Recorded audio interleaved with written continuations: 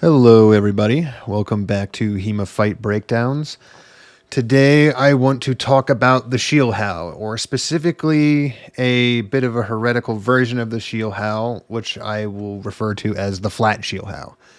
If you look at the texts, specifically the KDF texts, the Germanic Lichtenauer adjacent texts, Scheilhau is meant to be a cut.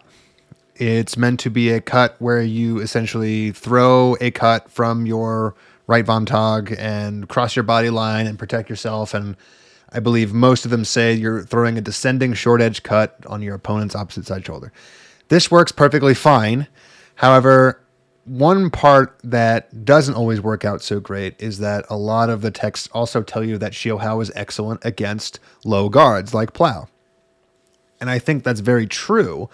However, the nature of our floppy swords makes throwing your flat up against someone else's guard very dubious because our blades are extremely flexible, and as a result, they don't have a lot of bind presence if you throw the flat.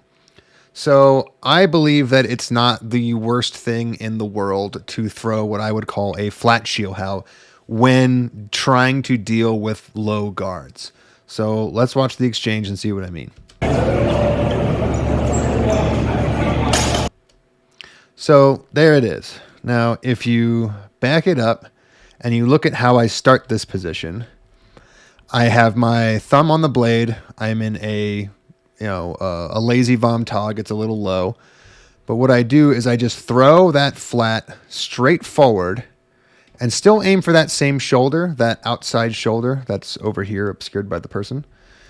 And what this is so good at is because of the angle that it comes in at, it usually gets over anyone's low guard. Now, in this case, my opponent's blade was not really pointed towards me, which means that when I came in, I didn't have anything to bind with, but it didn't matter because I landed it right there. And as a result of that, I managed to sneak it in and stick it right in the shoulder. Now, the question is, what would have happened if I had thrown this edge down? In this particular case, I don't believe it would have been any different at all. All that really would have happened is that I would have gotten a very different angle of bend, and that's about it. But in other cases where someone's sword is up and you have to move it out of the way, throwing in flat is much better because it allows your crossguard to do its job and really resist the bind work that someone else might have if they just attempt to thrust in or cut in.